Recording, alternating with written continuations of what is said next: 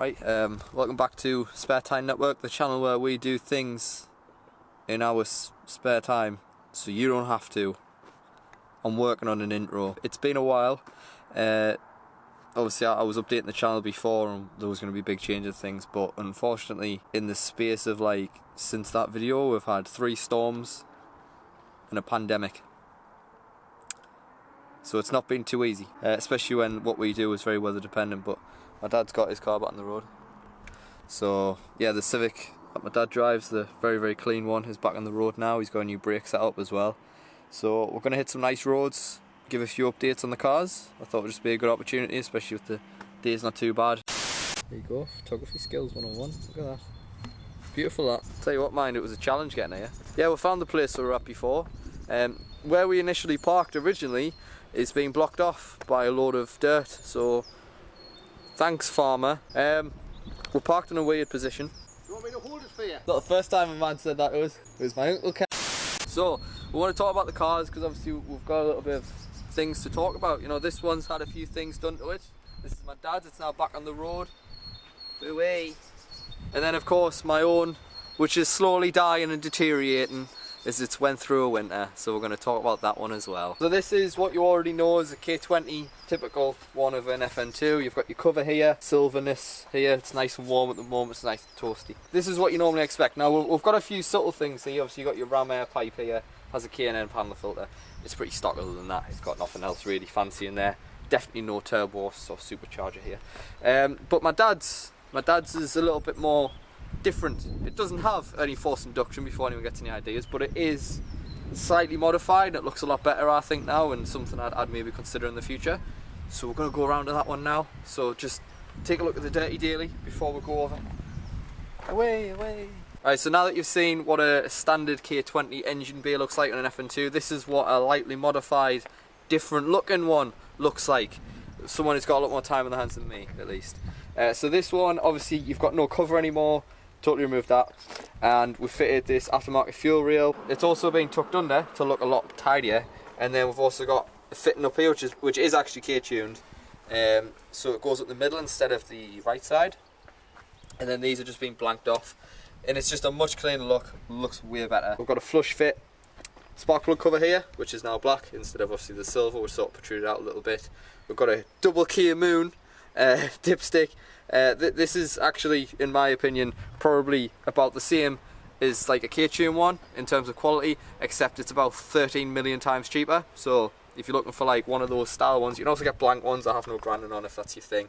And then of course this, the prized possession, the Skunk 2 oil cap. It's really nice, really well made, and yeah, it just looks really nice. It's like a finishing touch. And then obviously we've got a gauge here as well, made by Torx. The rest of it is similar. You've got a catch can as well, haven't you? That's a thing. So you've got a catch can here as well. Obviously I don't have that. And again, this side is pretty much the same. You've got your ram air pipe with your K&N panel filter. Obviously this car on my left, my dad's car, it's off the road. It goes on the road for like purely the summer, and then in the winter it's off. That's it. It gets covered up and it gets the occasional quick wipe down, bit of a polish, things like that, just at your leisure, right?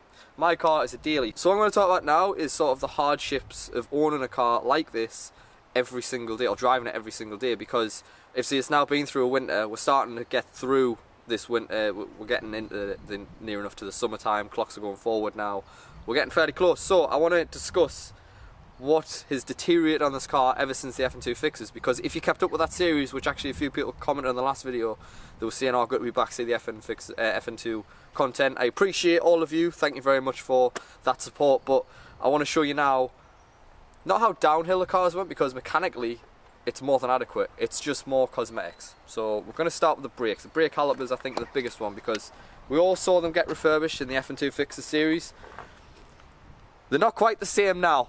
so as you can see, cosmetically they're looking a little bit tired, but mechanically, I mean, they had like a full new seal kit in when we refurbished the whole car. It was part of it. We did a full new seals in the calipers in the front. The discs and pads could be better, but they're okay. They're not letting us down. The discs and pads could be a bit better, but I do plan to upgrade them in the future. A few things have been thrown in the works, so we'll see when that happens. But for now, like I say, mechanically they're fine. It's just cosmetically they're a little bit more tired. So maybe some people can answer this in the comments. Please do, if you know this, the answer to this question, because other than the brakes, this is the only other bit of deterioration that I've noticed as the years went on. The front grille, obviously we changed it on because, again, if you followed the series, it had a crack in it, so we bought a brand new grille. The front Honda badge was pre-fitted on that grille, and as far as I was concerned, that was a genuine Honda badge. So maybe you could explain why it started to do this. So as you can see, it's kind of got like some weird sort of reaction on the side of it. It's start to show through the red instead of it just being the shiny chrome that it normally is. I'm not quite sure what's happening there. So yeah, maybe you could answer what's going on with that one. Other than that, it still engages VTEC, so who cares really, you know what I mean? If you remember, back in 2017, I did a video where I was all youthful and young looking in about the same as now, where we fitted 4 pots to my dad's FN2s as well, before even the idea of having one myself came into it. Well, my dad decided to do a refurb on his own calipers. Well, not really a refurb, just change the discs and pads a bit. But the discs are a little bit special, so I'm going to show you it first and then I'll explain how they're special.